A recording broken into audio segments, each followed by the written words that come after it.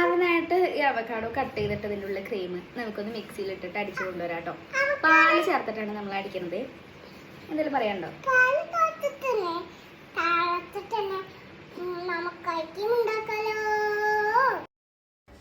അതിനായിട്ട് ആദ്യം തന്നെ അവക്കാഡോ കട്ട് ചെയ്ത് നമുക്ക് എടുക്കാം കേട്ടോ.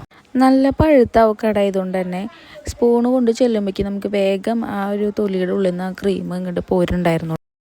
മിക്സിയുടെ ജാറിലേക്ക് നമ്മുടെ അവക്കാഡോ, പിന്നെ വെള്ളത്തിലിട്ട് കുതിർത്ത് വെച്ച ഡേറ്റ്സ്, പിന്നെ കാഷ്നട്ട്, പിന്നെ പാല് കൂട്ടിയാണ് കേട്ടോ അടിച്ചെടുക്കുന്നത്. വീഡിയോ എടുക്കാൻ മറന്നുപോയി. ഇത് നമ്മുടെ വാനില എസൻസ് ഒഴിക്കുന്നതാണ്. 2-3 തുള്ളി വാനില എസൻസ് ഒഴിച്ചു കൊടുത്തിരുന്നു. പിന്നെ അതിൻ്റെ കൂടെ നമ്മൾ മധുരത്തിനായിട്ട് ഒഴിച്ചു കൊടുത്തത് നമ്മുടെ മിൽക്ക് മെയ്ഡായിരുന്നു കേട്ടോ.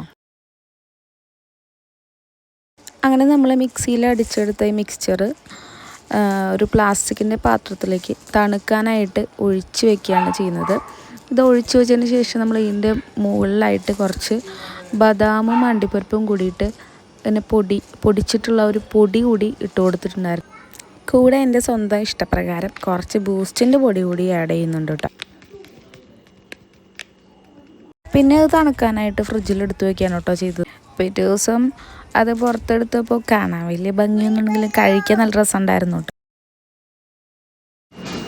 അമ്മ എനിക്ക് ഐസ്ക്രീം ഉണ്ടാക്കിയിരുന്നപ്പോൾ നല്ല രസമുണ്ടായിട്ടാ.